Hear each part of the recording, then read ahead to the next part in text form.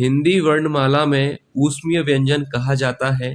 Options दिए गए हैं तो आपको बताना है किन वर्णों को, किन व्यंजनों को ऊष्मीय व्यंजन कहा जाता है। तो देखिए राइट आंसर यहाँ पर क्या होगा, ऑप्शन डी यहाँ पर बिल्कुल सही आंसर हो जाएगा। ये 4 वर्ण कहलाते हैं ऊष्मीय वर्ण या ऊष्मीय व्यंजन। याद रखिएगा, ये भी प्रश्न बनता है कि ऊष्मीय व्यंजन या ऊष्मीय वर्ण कौन से होते हैं, तो ये 4 वर्ण आपको याद रखने हैं। और संख्या अगर आपसे पूछा जाए तो 4 होती है, और ये 4 वर्ण आप अच्छी तरह से याद कर लीजिए, इन पे प्रश्न बन सकता है। तो चलिए नेक्स्ट क्वेश्चन देखते हैं। वर्णमाला किसे कहा जाता है? ऑप्शन ए शब्द समूह को, शब्द गणना को, वर्ण समूह को, या व्यवस्थित वर्ण समूह को। तो देखिए वर्णमाला किसे कहा जाता है, तो ऑप्शन डी बिल्कुल सही आंसर होगा। व्यवस्थित वर्ण समूह को वर्णमाला कहा जाता है। अच्छा प्रश्न है, परीक्षा के लिए पूछा जा सकता है। व्यवस्थित वर्ण समूह को वर्णमाला कहा जाता है। नेक्स्ट क्वेश्चन है, हिंदी के जिन वर्णों का उच्चारण करते समय केवल श्वास का प्रयोग किया जाता है उन वर्णों को कहते हैं। ऑप्शन ए अघोष वर्ण, अल्प प्राण वर्ण, या ऑप्शन सी महाप्राण वर्ण, या ऑप्शन डी सघोष वर्ण। हिंदी के जिन वर्णों का उच्चारण करते समय केवल श्वास का प्रयोग किया जाता है उन्हें अघोष वर्ण कहा जाता है। ऑप्शन पहला ही यहाँ पर राइट आंसर हो जाएगा। नेक्स्ट क्वेश्चन है, जिन शब्दों के अंत में अ आता है उन्हें क्या कहा जाता है? ऑप्शन दिए गए हैं अनुस्वार, अयोगवाह, अंतःस्थ, या अकारांत। तो देखिए विकल्प यहाँ पर कौन सा सही होगा, जिन शब्दों के अंत में अ आता है उन्हें कहा जाता है अकारांत। ऑप्शन डी राइट आंसर हो जाएगा। याद रखिएगा, जिन शब्दों के अंत में अ आता है उन्हें अकारांत कहा जाता है। याद रखिए। नेक्स्ट क्वेश्चन है, निम्न में से कौन सा वर्ण घोष वर्ण है? तो देखिए पहले तो आप यहाँ पर प्रश्न सही कर लीजिएगा। यहाँ पर आपसे पूछा गया है कि सघोष वर्ण कौन सा है, आपको बताना है कि सघोष वर्ण कौन सा है। ऑप्शंस दिए गए हैं प, ट, द, या फ। तो देखिए सबसे पहले आपको पता होना चाहिए कि सघोष वर्ण क्या होता है। तो देखिए शॉर्ट में मैं आपको बता दूं, आपको पता होगा कि सघोष वर्ण प्रत्येक वर्ग का तीसरा, चौथा और पांचवा वर्ण सघोष वर्ण कहलाता है।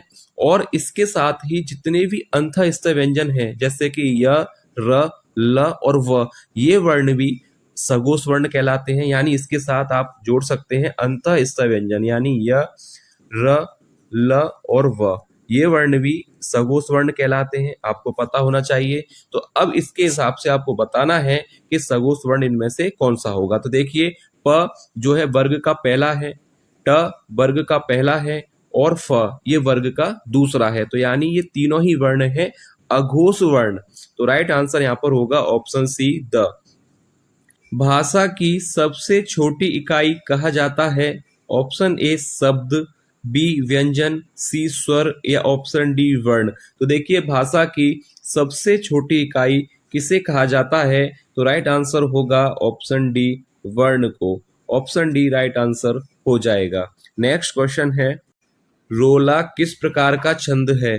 ऑप्शंस दिए गए हैं अर्ध सममात्रिक, विषम मात्रिक, ऑप्शन सी सम मात्रिक, या डी वर्णिक व्रत। तो देखिए रोला किस प्रकार का छंद है, परीक्षा के लिए अच्छा प्रश्न है, पूछा जाता है। तो याद रखिए रोला एक सम मात्रिक छंद है। ऑप्शन सी राइट आंसर हो जाएगा। रोला किस प्रकार का छंद है? रोला एक सम मात्रिक छंद है। इंपोर्टेंट क्वेश्चन है, चाहे तो इस पे मैं लिख दूं, याद रखिएगा। इंपोर्टेंट क्वेश्चन है कि रोला एक सम मात्रिक छंद है। नेक्स्ट क्वेश्चन है, किस समास में पहला पद विशेषण और दूसरा पद विशेष्य होता है? ऑप्शन दिए गए हैं द्वंद्व समास, द्विगु समास, बहुब्रीहि समास, या कर्मधारय समास। तो राइट आंसर यहाँ पर क्या होगा? कौन सा समास है जिसका पहला पद विशेषण और दूसरा पद विशेष्य होता है? वह समास होता है कर्मधारय। तो ऑप्शन डी राइट आंसर हो जाएगा। कर्मधारय समास होता है जिसका पहला पद विशेषण और दूसरा पद विशेष्य हो, वह समास कहलाता है कर्मधारय समास। नेक्स्ट क्वेश्चन है, अब देखिए अगला प्रश्न है, निम्न में से अल्प प्राण वर्ण कौन सा है? ऑप्शंस दिए गए हैं। तो पहले इस प्रश्न को करने से पहले आपको पता होना चाहिए कि अल्प प्राण वर्ण कौन से होते हैं। इसको भी मैं आपको शॉर्ट में बता दूं तो देखिए, याद रखिए, प्रत्येक वर्ण का, ध्यान से सुनिएगा, प्रत्येक वर्ण का पहला, तीसरा और पांचवा, याद रखिए, ये कोड समझ लीजिए, पहला, तीसरा, पांचवा वर्ण कहलाता है अल्प प्राण वर्ण। तो इसके अनुसार आपको विकल्प का चयन करना है। तो देखिए, च और छ नहीं होगा, फ और भ भी नहीं होगा, ट और थ भी नहीं होगा। तो राइट आंसर क्या होगा? 135 के अकॉर्डिंग देखा जाए तो ऑप्शन बी राइट आंसर होगा, क और ग। निम्न में से ओष्ठ ध्वनि कौन सी है? ऑप्शन दिए गए हैं ल, र, स या फ। तो आपको बताना है कि इनमें से ओष्ठ ध्वनि कौन सी है। तो देखिए, सरल प्रश्न है, राइट आंसर होगा ऑप्शन डी, फ यहाँ पर सही उत्तर हो जाएगा। ओष्ठ ध्वनि कौन सी है? फ। चाहे तो आप इसको बोलकर देख सकते हैं, फ एक ओष्ठ ध्वनि है। राइट आंसर होगा ऑप्शन डी। नेक्स्ट क्वेश्चन है, निम्न में से कंठ ध्वनियां कौन सी हैं? ऑप्शंस दिए गए हैं, क, ख या य, र, च, ज या ट, ठ। तो देखिए, कंठ ध्वनियां आपसे पूछा गया है। कंठ ध्वनियां आपको बताना है जो कंठ से उच्चारित होती हैं। ऐसी ध्वनियां जो कंठ से उच्चारित होती हैं वह कंठ ध्वनियां कहलाती हैं। तो राइट आंसर यहाँ पर क्या होगा? ऑप्शन देखिए, पहला ही सही हो जाएगा। राइट आंसर होगा क, ख। ये ध्वनियां कंठ से उच्चारित होती हैं, इसलिए यह कंठ ध्वनियां कहलाती हैं। ऑप्शन ए पहला ही राइट आंसर होगा। नेक्स्ट क्वेश्चन है, य, र, ल, व व्यंजनों को क्या कहा जाता है? देखिए, प्रश्न आता है परीक्षा में कि य, र, ल और व, इन व्यंजनों को, इन वर्णों को क्या कहा जाता है? ऑप्शन दिए गए हैं, स्पर्श व्यंजन या ऊष्म व्यंजन, अंतःस्थ व्यंजन या संयुक्त व्यंजन। तो देखिए, ध्यान से आंसर देख लीजिएगा, य, र, ल और व, इन वर्णों को, इन व्यंजनों को कहा जाता है अंतःस्थ व्यंजन। ऑप्शन सी राइट आंसर हो जाएगा। याद रखिएगा, इस तरह से भी प्रश्न बनता है कि अंतःस्थ व्यंजन कौन से होते हैं। तो याद रखिए कौन से होते हैं, य, र, ल और व। और इनकी संख्या अगर आपसे पूछा जाए तो संख्या कितनी आपको बतानी है? 4। किए गए उपकार को ना मानता हो के लिए एक शब्द क्या होगा? यह परीक्षा में पूछा गया था कि जो किए गए उपकार को ना माने उसके लिए एक शब्द क्या होता है? धोखेबाज, जालसाज, कृतज्ञ या कृतघ्न। तो राइट आंसर यहाँ पर क्या होगा? जो उपकार को ना माने वह होता है कृतघ्न। ऑप्शन डी राइट होगा। और जो उपकार को मानता है, यानी उपकार को मानने वाला, कहलाता है कृतज्ञ। दोनों क्लियर कर लीजिएगा, जो उपकार को माने वह कृतज्ञ और जो उपकार को ना मानता हो वह कहलाता है कृतघ्न। उसके लिए एक शब्द होता है कृतघ्न। याद रखिएगा, यह पूछा गया था, महत्वपूर्ण क्वेश्चन है। नेक्स्ट क्वेश्चन देखते हैं, क्रांति कांति का सही अर्थ क्या होगा? ऑप्शन ए चमक, परिवर्तन, युद्ध, समझौता, परिवर्तन, चमक, समझौता या युद्ध। तो देखिए, क्रांति और कांति का सही अर्थ क्या होता है? तो राइट आंसर हो जाएगा ऑप्शन सी, परिवर्तन, चमक। याद रखिए, क्रांति और कांति का सही अर्थ होगा परिवर्तन, चमक। नेक्स्ट क्वेश्चन है, पानी पानी होना मुहावरे का सही अर्थ होगा? ऑप्शन ए पतला होना, गर्मी बढ़ना, सी बहुत शर्मिंदा होना या ऑप्शन डी प्रसन्न होना। तो देखिए, सरल प्रश्न है कि पानी पानी होना मुहावरे का सही अर्थ होता है बहुत शर्मिंदा होना। ऑप्शन सी राइट आंसर हो जाएगा। याद रखिएगा, पानी पानी होना मुहावरे का अर्थ है बहुत शर्मिंदा होना।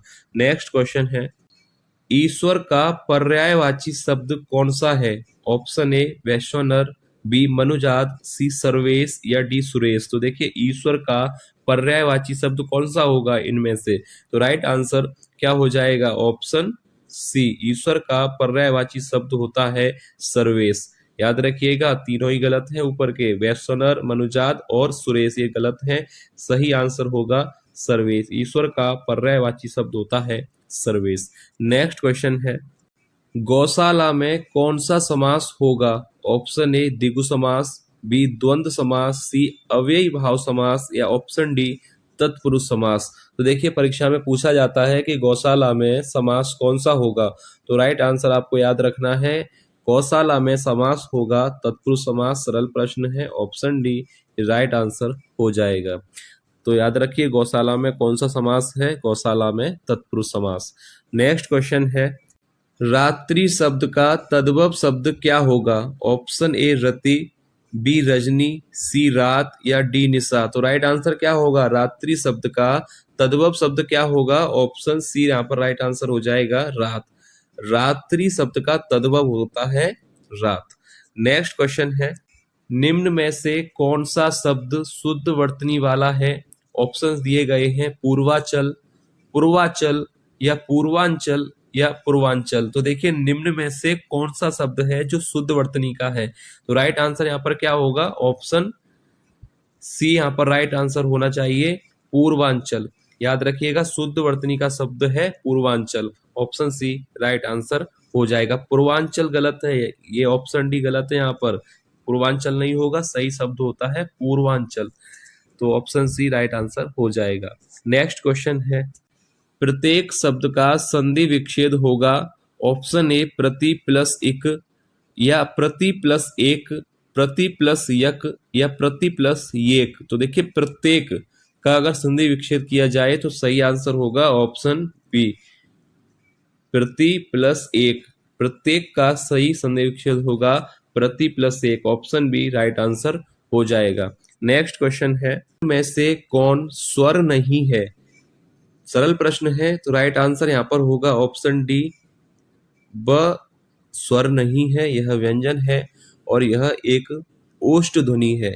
याद रखिएगा वह कौन सी ध्वनि है, किस ध्वनि के अंतर्गत आता है? वह एक ओष्ठ ध्वनि है। ठीक है। नेक्स्ट क्वेश्चन है, पुल्लिंग स्त्रीलिंग में कौन विषम संयोजन है? ऑप्शंस दिए गए हैं प्राचार्य प्राचार्या, मोर मोरनी, सेवक सेविका, श्याम श्यामी। तो राइट आंसर यहाँ पर क्या होना चाहिए?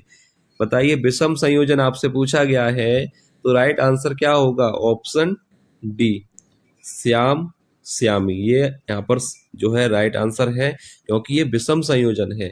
प्राचार्य प्राचार्य सही बात है, मोर मोरनी, सेवक सेविका ये तीनों ही सही हैं। श्याम और श्यामी यहाँ पर विषम संयोजन है, तो इस हिसाब से यही ऑप्शन सही हो जाएगा।